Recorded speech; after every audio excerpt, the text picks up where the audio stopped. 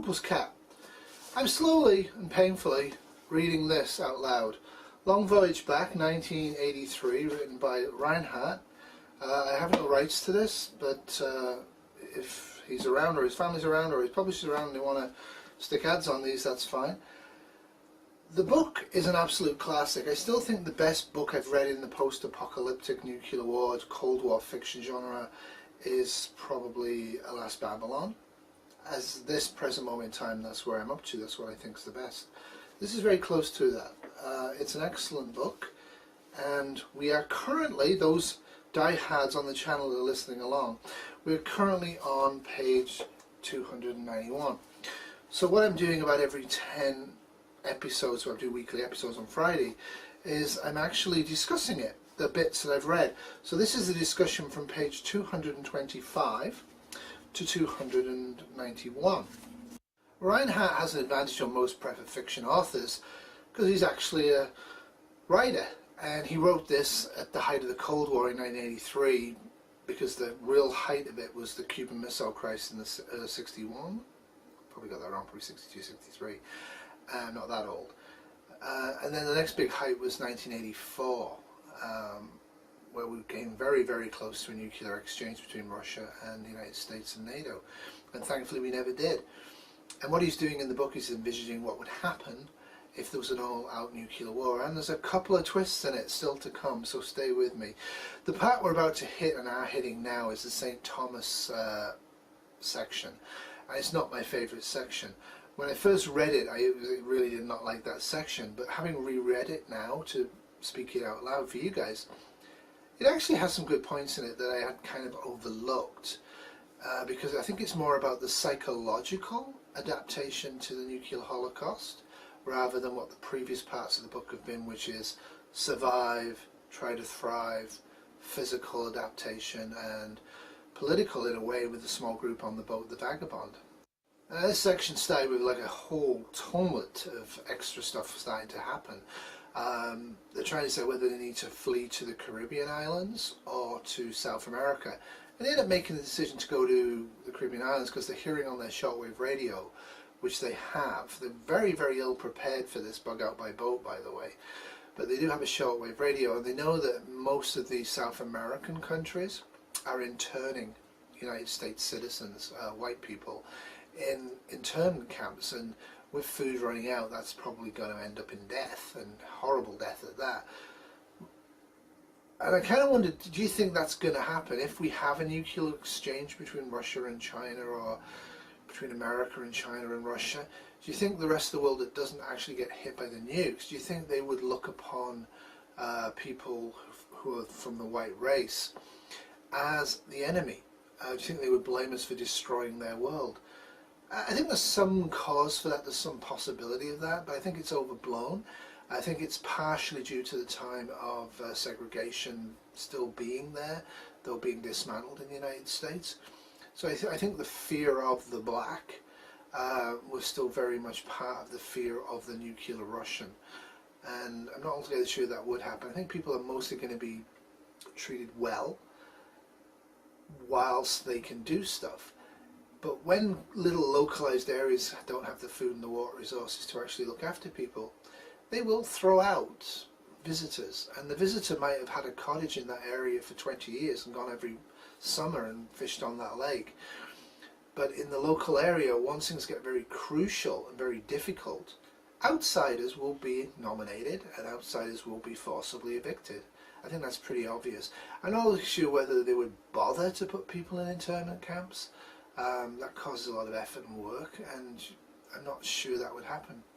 But it's happened before in war, that's for sure. Although not identified, there is a plague coming out of the western United States that's killing about 50% of the people in 5 to 6 days, and it's spreading both to South America, which again is putting them off South America, and some of the islands of the Caribbean, which is again pointing them to bug out to the Caribbean. Also, some of the Caribbean islands are American de facto colonies, so that's also part of why they decide to go to the Caribbean. But it's not stated that. I think this plague is obviously a human-made plague, and it's been liberated by the nuclear war falling, and it's from a lab probably in the western United States. think it's a little too soon in the nuclear holocaust for an organic, natural plague to start up on this virulence. Anything that kills 50% of the host is probably human-made. Not necessarily, but I think it's far too soon. So I think it's a biological weapon. So I think that's something that I haven't really considered. Other than pandemic, I haven't really thought about the fact that in an all-out nuclear war, there is likely to possibly be biochemical weapons released, viruses and bacteria released from weapons labs. Hopefully they would get hit by the nuclear weapons and would be absolutely fried, but there's a good percentage chance that even labs that are for good reasons, not to kill people, that they might actually lose containment because of loss of power and damage.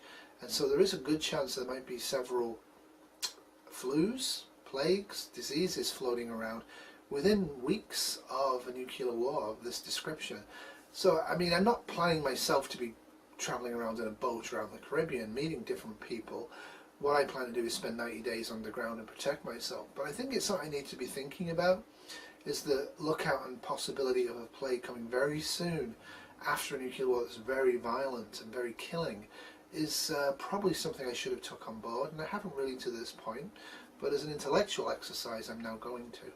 So one of the other things to do is the mention that South America has shot down a Canadian 747, killing everybody on board because it tried to land in South America after fleeing from Toronto, Canada. So obviously I live very close to Toronto, so maybe me and Kitty would be on board that plane. So that made me think, in an all-out nuclear war situation of absolute devastation, these guys obviously flee by boat to the Caribbean in the first phase. They will flee further, I will spoil that for you. It's not going to end in the Caribbean.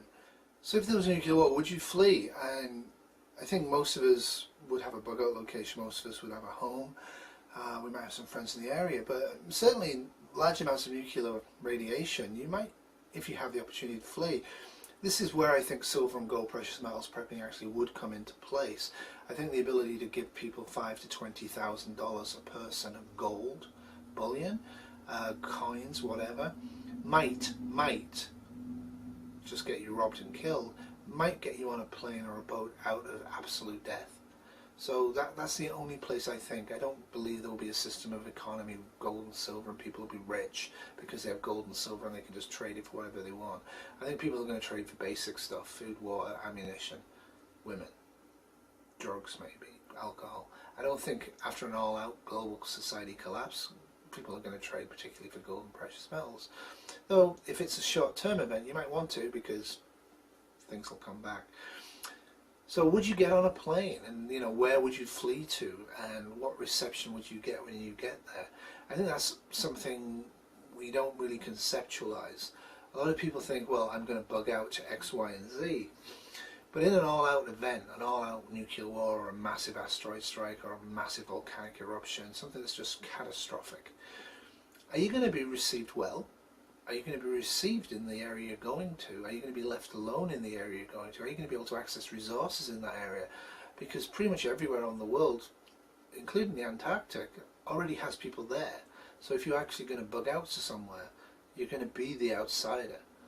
So I think that's something you need to be considering. It's certainly something we've considered, which is why we're bugging out on retirement.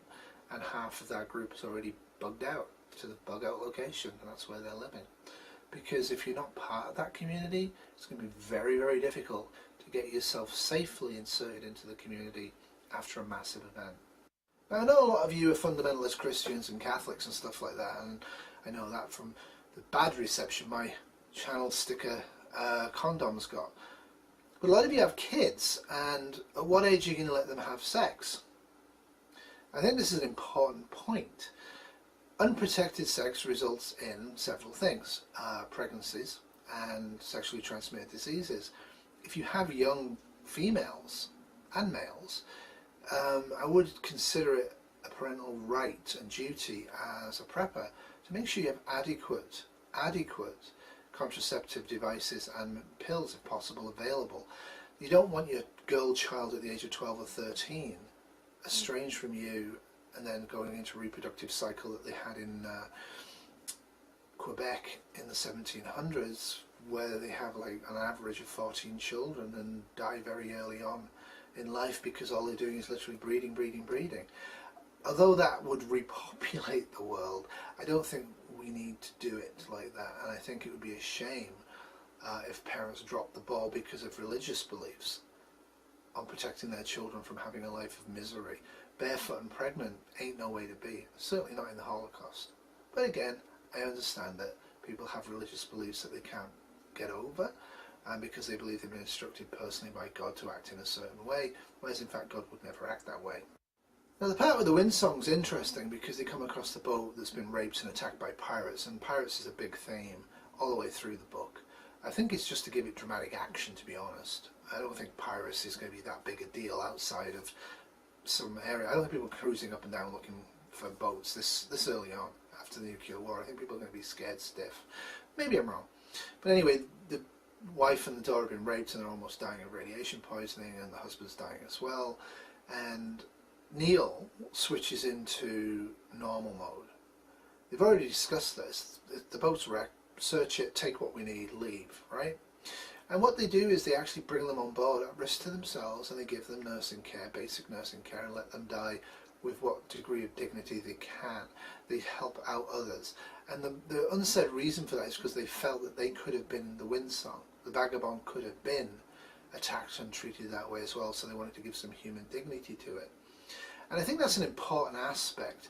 If it's not going to cost you too much safety or supplies, try not to be brutal, military, aggressive.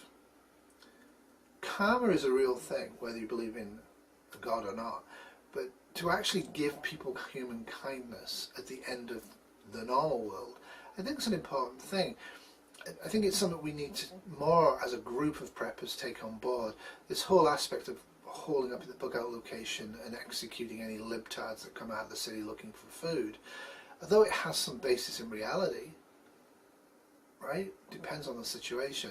I do think we should spend a little bit more focus and effort as a group on YouTube talking about ways that we can safely and reasonably help other people out if we can in the event of SHTF. I think it's kind of a human desire to help, and I think by actually acknowledging that, we might actually prevent ourselves from doing it in ways that endanger us. Now I couldn't help but think of Mosaic Master when Puerto Rico got nuked quite long after the war. I think that's pretty reasonable. I think in a sudden non-build-up nuclear war where one side just fires for whatever reason, and then the other side responds, and then both sides are basically destroyed, and most of the rest of the world's going to be destroyed. There will be nuclear submarines and even land-based systems and possibly space-based systems that may not actually be used in the first phase. In fact, it's very likely that the enemy would want to get, and the Americans, and would want to get data and information to find out secondary targets of more value. Certainly in all that exchange, I think it was very reasonable that Puerto Rico's naval base was actually targeted quite some time afterwards. And I think that's something we should be thinking about as well. Once the birds have stopped flying and the bombs have stopped going off and we've managed to bury ourselves underground, if you're able to and you've survived, don't assume that 1 week, 2 week, 3 week, 4 week, 5 week, or even 6 weeks later that there may not be secondary nuclear explosions on your land and in your area. And this goes back to the EMP. The most likely EMP would be, in my opinion, from nuclear war. In the event of a nuclear war, you should have Faraday caged small amounts of electronic material like solar flashlights, radios, Geiger counters even. Geiger counters. Don't get them out straight away. If you protect yourself to the max, which I would do, and I try and do that for 90 days, you don't actually need this. If your protection's not adequate, you're going to find out because you're going to get really sick. But if you have that available after the 90 days or the 30 days or the 14 days, whatever the period is, if it's 14 days and you come up and you're using your Geiger counter and the secondary EMP is set off to take out secondary communications devices that the United States or Canada may be deploying by Russia or China, or I guess aliens, you've now lost your Geiger counter. So try to really limit getting electronic devices out of Faraday cages until at least 28 days, at least until you feel reasonably sure there's not going to be a further EMP bomb. So that doesn't really find safety for Neil, though some of them think it is safe. The American government in the Virgin Islands is still paying people by cash, paper money, which is kind of amusing because these days it's all electronic, and certainly this happening in 2019 is going to be very much more dire than in 1983. There will be no electronic payment, people will not be being paid. I think a lot of people in small areas like the Virgin Islands and even in big city areas, depending on what's going on locally, will actually go to work anyway and work for free. I think there'll be a spirit of we need to help each other, and people will do that, and that spirit will last for quite some time. Once the food or the water runs out, that spirit will disappear entirely. The idea that humanity will dissolve into this beast and start raping and killing and pillaging on day one of SACF is utter nonsense.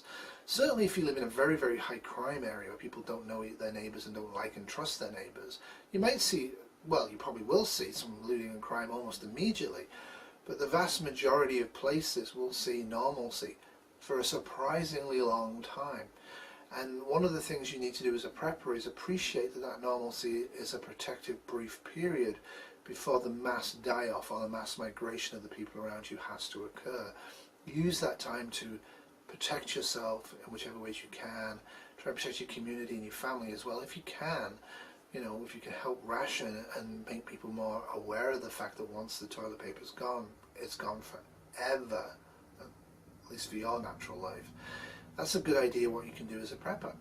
So certainly in 2019, pretty much everywhere on the planet has far more people than food and water can be produced locally. This varies, of course. I have more water here than we could use, but for most areas of the world, you will run out of water, you will run out of food by the population size, unless the population has been killed by plague or the nuclear attack itself, and the vast majority of the population will not be killed like that conveniently. The vast majority of the population will be in place, and then we'll have to go through dying or surviving, and mostly it will be dying. Without technology, without complexity, without gasoline, without trade, we cannot feed more than is estimated 500 million to 1 billion people on the planet. And that's assuming the planet hasn't been damaged by radiation and plague. It will have been. That's a really considerable number of people going to die. Or move, let's be nice about this, maybe they can move to California and eat avocados and work for Uncle Al. But there's no question here, if society falls for whatever cause, certainly from nuclear war, but from whatever cause, there will be billions will die in the first year. Billions of people. Like, it's unbelievable how many people will die. And I think we need to take that on board and be aware of that. Whatever safety we have to grab and use. Now, the other thing from this book is that the children, the young teens in St. Thomas, black and white and Asian, actually get together and have no barriers in race and actually blame their parents for the nuclear war and subsist by basically turning into a form of a hippie. And that, I think, is an interesting one as well. Children will adapt way better than we think. Certainly online, when people are storing up colouring books and electronic pads for their children to use in SACF so they don't get bored, they're missing the plot. They're seeing things in plenty. Hang on a minute.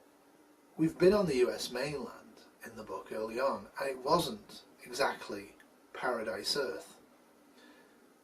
There's a lot of radiation, and it's spreading. Certainly the eastern coast and most of the western coast, and certainly the central Midwest, where the bombs will have fallen, and then the radiation clouds have spread. How much foraging is available in July after an all-out nuclear war in the United States? I'm arguing here with the book author. I think mass starvation and die-off is happening within a week to 2 weeks maximum of an all-out nuclear war. I'm not talking about 50 bombs falling. I'm talking about, 300, 400, 500 bombs have hit the US and Canadian mainland, and probably Mexico as well.